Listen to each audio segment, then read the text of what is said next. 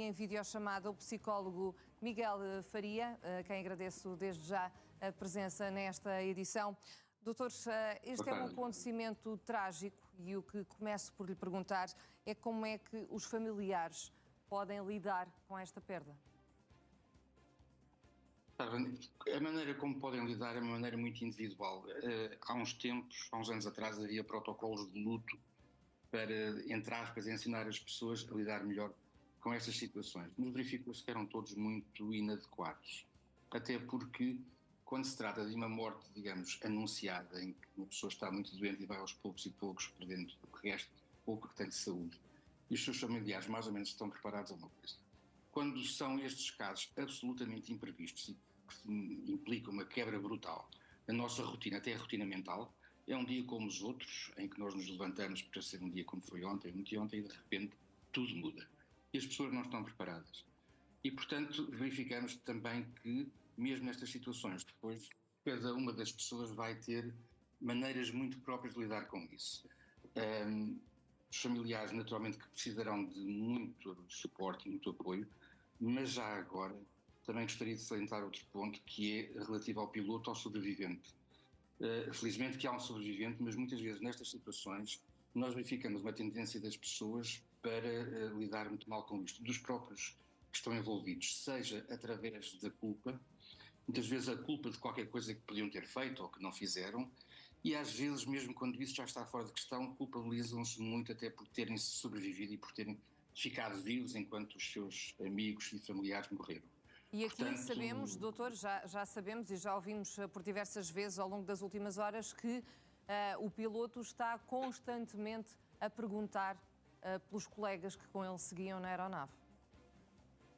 Claro, e mesmo que ele possa não ter, devido ao choque, ao traumático daquele momento, mesmo que ele possa não ter a consciência do que é que aconteceu, mais tarde irá ter, e depois estas pessoas estão muito fragilizadas e não é de excluir a hipótese que ele possa enverdar por uma narrativa própria, mental, de que ele se calhar poderia ter feito mais qualquer coisa, mesmo que isso não fosse verdade, mesmo que fosse um acidente mecânico inevitável. Muitas vezes as pessoas nestes cargos de responsabilidade tendem a pensar que poderiam sempre ter feito algo mais. É uma forma de controlar os acontecimentos que nós temos.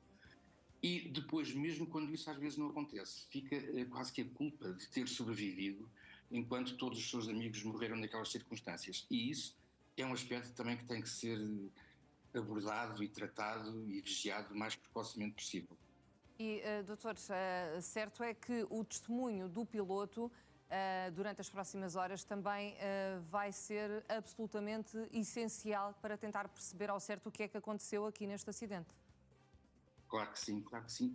E mais do que isso, também ajudará a situar muito bem todo o conjunto de acontecimentos que culminou nesta desgraça, porque as pessoas que sobreviveram, nomeadamente os familiares e os amigos, todos eles têm a necessidade de explicar o porquê disto, porquê é que isto aconteceu.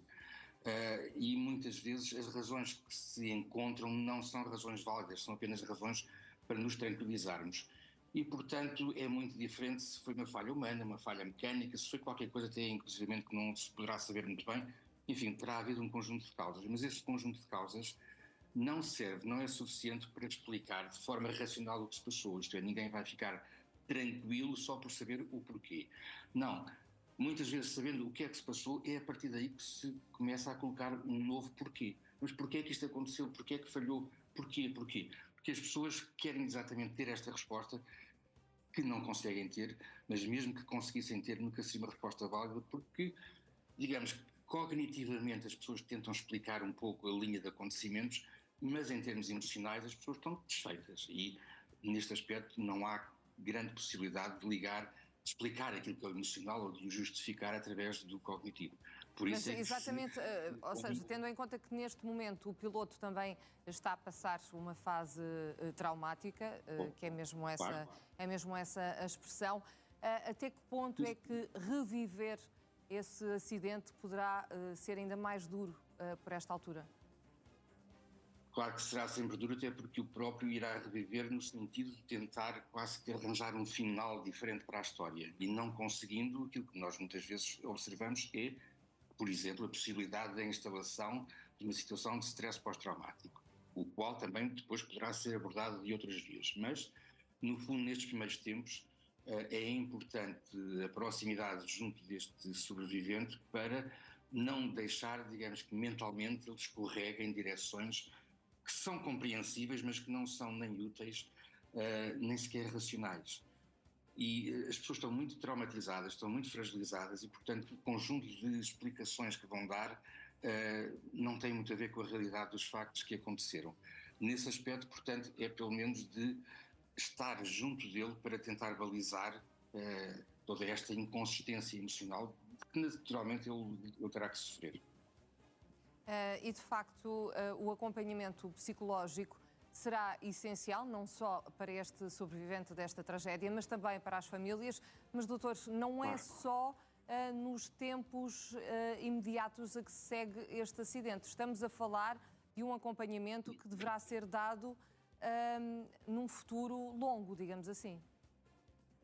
Certo, até porque estas pessoas que perderam os seus familiares e amigos, como qualquer um de nós, sujeito a uma perda, vai ter que desenvolver o chamado processo de luto.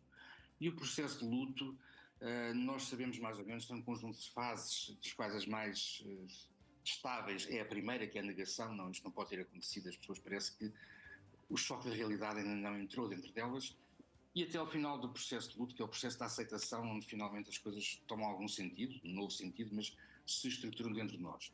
No meio há 3 fases a seguir à negação, temos a negociação, a raiva, a depressão, que mesmo em pessoas sujeitas ao mesmo trauma seguem percursos diferentes. Lá está a individualidade. E que naturalmente, doutor, também têm de ser acompanhadas de forma diferente. Doutor Miguel Faria, muito obrigada pela sua participação nesta edição. Obrigada. Obrigado.